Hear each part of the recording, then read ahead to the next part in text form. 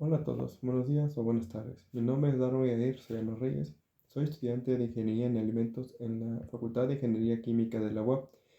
En este video voy a presentarles un análisis técnico sobre el artículo Liquid Extraction Data, el cual es un trabajo realizado por Otmar, White y Traeger.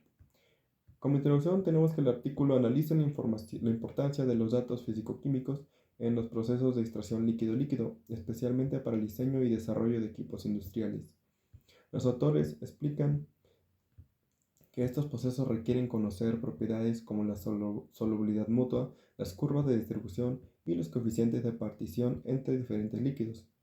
El trabajo se desarrolla en el contexto de la ingeniería química industrial de la década de 1940, cuando la extracción líquido-líquido comenzó a utilizarse ampliamente en procesos industriales para separar sustancias como ácido acético, acetona, alcohol etílico, y los autores mencionaron que muchas de estas aplicaciones tenían relevancia comercial y estaban relacionadas con procesos patentados. Además, el artículo destaca que los sistemas estudiados están formados generalmente por tres componentes: un solvente, un diluyente y un soluto. Cuando estos componentes se mezclan, se forman dos fases en equilibrio, y el soluto se distribuye entre ambas según las leyes de distribución. Debido a estas relaciones no podían predecirse teóricamente en este momento, era necesario obtener los datos experimentalmente. El objetivo de este artículo es proporcionar datos de solubilidad mutua y coeficientes de distribución para una serie de sistemas ternarios de importancia comercial e industrial que ayuden a desarrollar métodos experimentales rápidos y precisos para obtener datos de equilibrio líquido-líquido, mejorando los procesos para minimizar pérdidas y mejorar la eficiencia en la producción.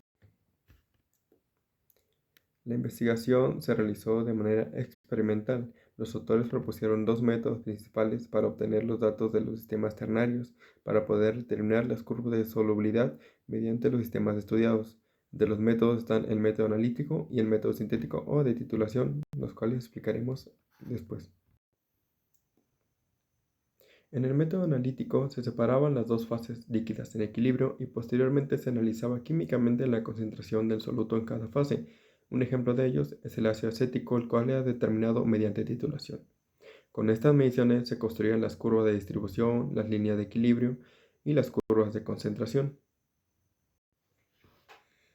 Por otra parte, el método sintético consistía en preparar mezclas de composición conocida y medir el volumen de cada fase, la densidad, la relación entre masas de las capas líquidas, y posteriormente, mediante balances de materia y relaciones geométricas en el diagrama triangular, se calculaban las composiciones de las fases conjugadas. Este método era especialmente útil cuando los análisis químicos eran difíciles o poco precisos. En los sistemas estudiados se analizaron tres grandes familias de sistemas ternarios, cada una compuesta por agua como diluyente, un soluto y diversos solventes orgánicos, como ellos el ácido acético en combinación con agua y diversos solventes como éteres y cetonas, la acetona en su distribución entre fase acuosa y orgánica, y el alcohol etílico, sistemas ternarios con solventes de alta selectividad. Como resultado, los autores obtuvieron una enorme cantidad de datos experimentales para numerosos sistemas ternarios. Entre los principales resultados destacaron la determinación de las curvas de equilibrio y la obtención de líneas de reparto, así como el desarrollo de métodos experimentales más rápidos.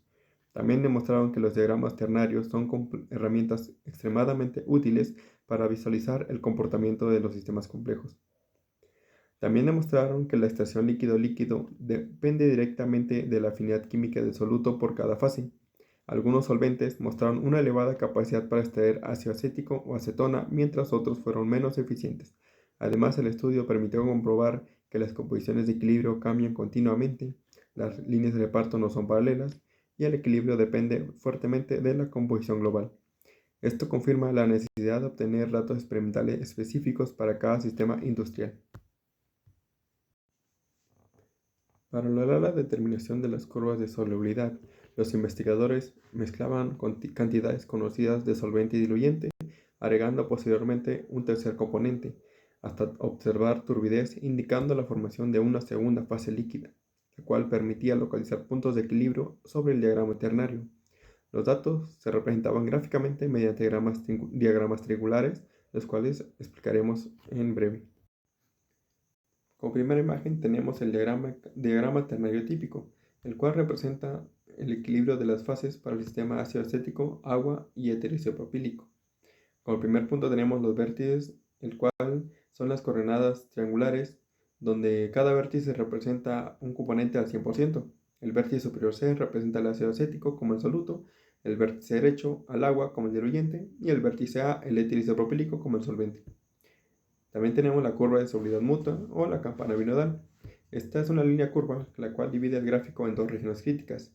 En la región por encima de la curva, en la cual existe una sola fase líquida donde los componentes son totalmente miscibles, y la región por debajo de la curva, donde el sistema se separa en dos fases líquidas inmiscibles, la fase acuosa y la fase solvente.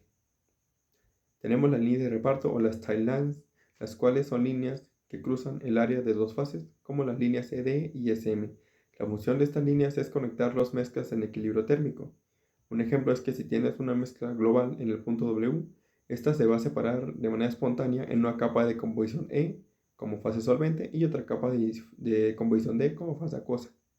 Con el cuarto punto tenemos el punto de pliegue o plate point o la K, el cual este es un punto K, es donde las dos ramas de la curva de solubilidad se encuentran. Este es importante ya que en este punto las composiciones y las densidades de ambas fases se vuelven idénticas. Como siguiente figura tenemos a la gráfica 5, la cual es una recopilación de curvas de solubilidad mutua y se organizan de la siguiente manera. En esta figura se dividen 17 sistemas en 3 triángulos y de esta manera nos facilitan la lectura y se agrupan por el tipo de solvente orgánico utilizado. El primer triángulo a la izquierda incluye solventes como el éter diene-butílico y la metil isobutilcetona. El segundo triángulo, que se encuentra en el centro, muestra sistemas con éter isopropílico y diversos acetatos como el octilo e isoamilo. Y el tercer triángulo contiene solventes como el acetato de butilo, fenchona y triacetona.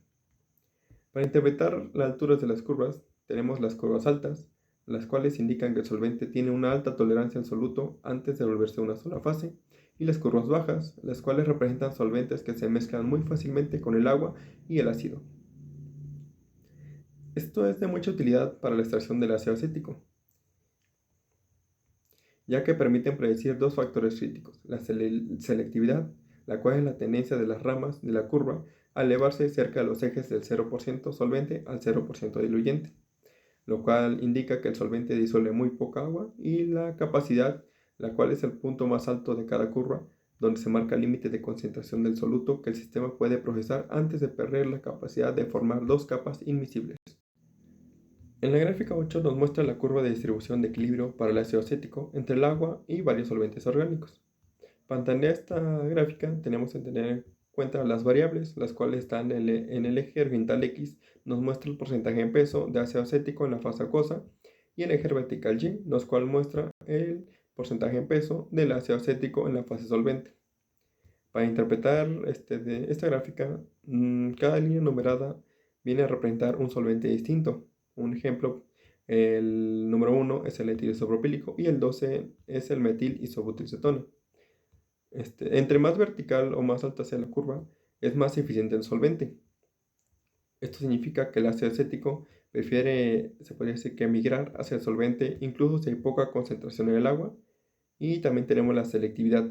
Si la curva está muy por debajo de la diagonal imaginaria de 45 grados, el solvente es poco eficiente, ya que queda con poco soluto en comparación con el agua. También tenemos el punto de pliegue, el cual es el extremo final que representa el punto donde ambas fases se vuelven una sola. Y el límite operativo. En este punto la distribución de ácido aumenta rápidamente a una fase respecto a la otra, justo antes de que el sistema deje de tener dos capas. Aquí tenemos dos gráficas. En la primera, la figura 9, es la distribución de acetona. En esta gráfica nos muestra cómo se reparte la acetona entre una fase acuosa y los diferentes solventes orgánicos a una temperatura entre 25 a 26 grados centígrados. En los ejes tenemos el peso de acetona en la capa de agua como eje X frente a la capa de solvente como eje Y. Entre los solventes destacados tenemos al tetracloroetano como número 20 y benceno como número 27, los cuales nos muestran las pendientes más altas, lo que indica una gran afinidad por la acetona. También tenemos el xileno 21 y éter diene-butílico, como número 24, los cuales tienen las curvas más bajas, indicando que son solventes menos eficaces para este soluto específico en comparación con los otros dos. La mayoría de las curvas son casi lineales al principio, lo que sugiere que el coeficiente de distribución es relativamente constante en bajas concentraciones. En la figura 10 tenemos la distribución del alcohol etílico o el etanol, en la cual representa el equilibrio para alcohol etílico. Como eje tenemos el porcentaje en peso del alcohol etílico en la fase acuosa versus la fase solvente. Tenemos, bueno, en análisis sobre los solventes que aparecen ahí, tenemos el alcohol N-amílico como número 32 y el isoamílico como número 33, los cuales representan las curvas más altas y con un gancho pronunciado al final. Este gancho indica que está alcanzando el punto de pliegue en donde las fases comienzan a volverse una sola.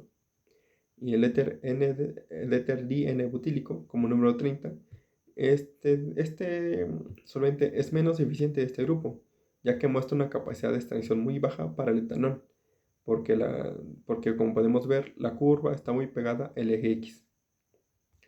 En los sistemas 33 y 72, la curva termina abruptamente. Esto marca el límite donde la cola actúa como un agente de unión tan fuerte que el agua y el solvente terminan mezclándose por completo.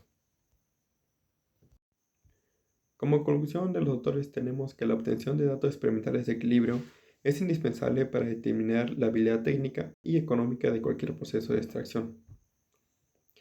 Ellos demuestran que mediante el uso de diagramas ternarios y curvas de distribución es posible realizar un tratamiento matemático riguroso para calcular el número de etapas necesarias en una columna y el ratio óptimo de solvente. Principalmente se destacan tres puntos importantes, los cuales son la superioridad del análisis físico, donde proponen que medir propiedades como la densidad es en muchos casos un poco más práctico y rápido que el análisis químico tradicional. También la impracticabilidad del punto crítico, donde concluyen que a medida que el sistema se acerca al punto de pliegue, la tensión interfacial disminuye y las densidades de capas se vuelven casi idénticas, lo que hace que la separación por gravedad sea extremadamente lenta o difícil o imposible en equipos industriales. La selectividad del componente. En estos los resultados muestran que un buen solvente no solo debe tener una alta afinidad por el soluto, sino que también una baja solubilidad mutua con el diluyente, en este caso el agua, para minimizar los costos de recuperación y posterior y maximizar la pureza del producto extraído. Para finalizar y como conclusión personal, este artículo me pareció muy importante, ya que nos explica de una manera muy clara y precisa cómo funciona la extracción líquido-líquido y también por qué es necesaria en muchos procesos industriales actualmente.